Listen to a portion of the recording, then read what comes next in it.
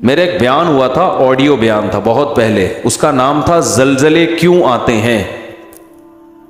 اس بیان کا نام تھا زلزلے کیوں آتے ہیں. بہت پہلے بیان ہوا تھا، اس وقت ویڈیو بیان نہیں آتے تھے، تو وہ مجھے اپنا وہ بیان ذہن میں آ گیا. ہمارے ہاں جب بھی کوئی دنیا میں طوفان آتا ہے، زلزلے آتے ہیں، بارشوں میں سیلاب آتے ہیں، تو دو انتہاؤں کی طرف لوگ جاتے ہیں.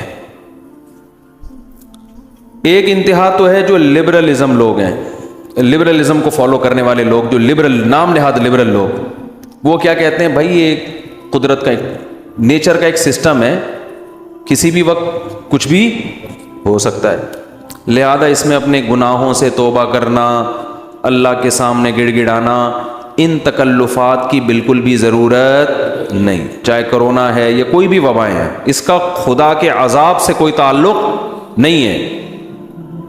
بھائی پلیٹیں ہیں زمین کی، ہلیں گی تو دھسیں گے سارے. جب زمین سے اتنی گیس نکال رہے ہو، اتنا آئل نکال رہے ہو، تو خلا پیدا ہوتا ہے نا، وہ خلا پور ایسے ہی ہوگا کہ ایک طرف کا حصہ کھسک کے یہاں جائے گا، تو وہ زمین ہے وہ کوئی چھوٹی موٹی چیز تو نہیں ہے. جب ادھر سے کھسک کے گیا تو دو چار پہاڑ دائیں بائیں ہو گئے. جب دو چار پہاڑ دائیں بائیں ہوئے تو وہ باقی ایڈجسٹ کرنے کے لیے وہ بھی کھسک جاتے ہیں. تو کھسکتے کھسکتے دہلی سے زلزلہ چلا تھا اور پہنچتا کہاں تک ہے، لاہور تک، اور درمیان میں بہت سے لوگوں کو لقمہ اجل بناتا ہوا جاتا ہے. تو وہ کہتے ہیں ایک تو سائنٹیفک حقیقت ہے، اس کا خدا کے عذاب سے اور ثواب سے کیا تعلق ہے. بھائی کیا کریں یار، پھر وہی باتیں اب سمجھانا مشکل ہو رہا ہے.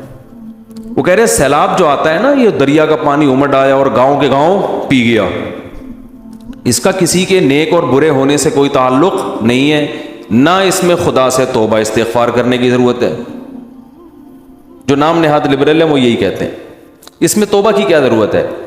بھائی یہ تو گلیشیئر پگھل گیا تھا، گرمی زیادہ پڑی تھی، تو پگھل جب جائے گا تو ظاہر ہے دریا میں پانی زیادہ آئے گا. جب پانی آئے گا تو ظاہر ہے سائڈوں پہ نکلے گا، جب سائڈوں پہ نکلے گا تو وہ جو بھی سائڈ پہ بیٹھا ہوا ہوگا اس کو بہا کے لے جائے گا. اس کا اس سے کیا تعلق کہ اس نے تہجد پڑھ کے بیٹھا ہوا ہے یا گناہ کر کے بیٹھا ہوا ہے. اس کا اس سے کیا تعلق ہے کہ وہ بدنظری کرتا تھا، سود کھاتا تھا. یہ مولوی لوگ تمہیں خم خمیں ڈراتے ہیں، دیکھو وہ گاؤں کے لوگ سود کھاتے تھے، عذاب آیا اور سیلاب پانی بہا کے لے گیا. اس کا اس سے کیا تعلق ہے. اس لیے توبہ وبہ کرنے کی ضرورت نہیں ہے. یہ بھی ایک انتہا ہے. دوسری انتہا جو بعض مذہبی لوگ کرتے ہیں، وہ انتہا یہ ہے کہ ہر قدرتی آفت کو کسی گناہ کا نتیجہ قرار دیتے ہیں. یہ بھی 100% غلط ہے. نہ قرآن کی یہ تعلیمات ہے، نہ نبی صلی اللہ علیہ وسلم کی یہ تعلیمات. ہمیں پتہ چلتا ہے اسلامی تاریخ سے، قرآن و سنت سے، کہ بہت سے نیک لوگوں پر بھی عذاب آئے ہیں. مدینہ منورہ میں قحط پڑ گیا تھا، لوگ بھوک پیاس سے مرنا شروع ہو گئے تھے. حضرت عمر کا دور خلافت تھا. اس سے اچھا دور کائنات میں آ سکتا ہے؟ قحط پڑا ہے، طاعون کی بیماری پھیلی، 25,000 صحابہ اور تابعین لقمہ اجل بن گئے، جو اس وقت دنیا کے بہترین لوگ تھے، مگر وبا پھیلی ہے اور ہزاروں لوگوں کو اس نے لپیٹ لیا، جن میں زیادہ تر صحابہ اور تابعین تھے. نہیں آ رہی بات میرا خیال.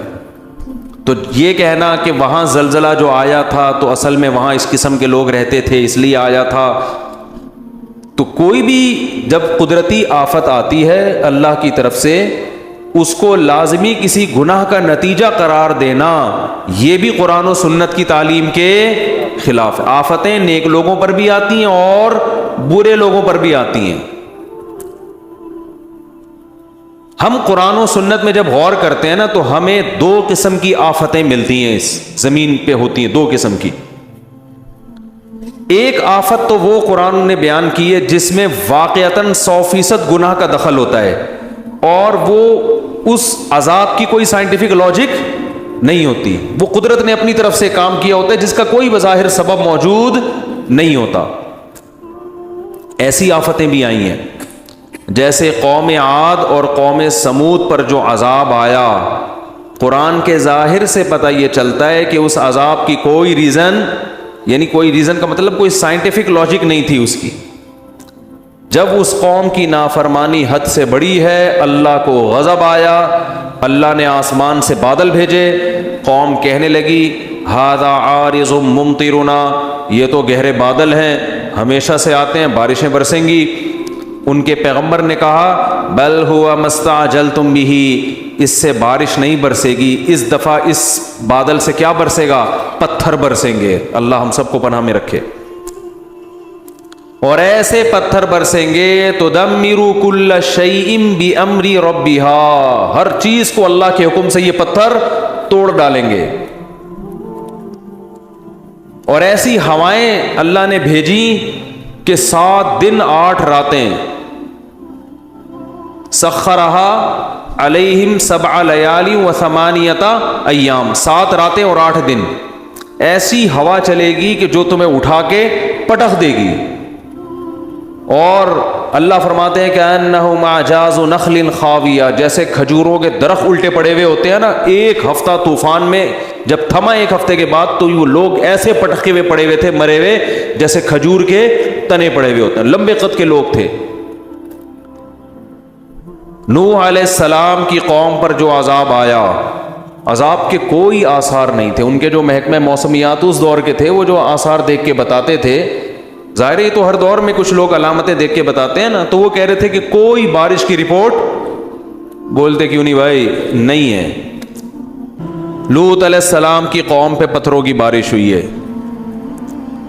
اور اللہ نے زمین کو اٹھا کے الٹا کر کے پٹخ دیا۔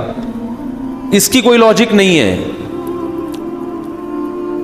یہ بھی ممکن ہے کہ ہو لاجک، اللہ نے لاجک پیدا کر دی ہو، کوئی وجہ پیدا کر دی ہو، لیکن ضروری نہیں ہے۔ اللہ یہاں اسباب کا محتاج نہیں ہے۔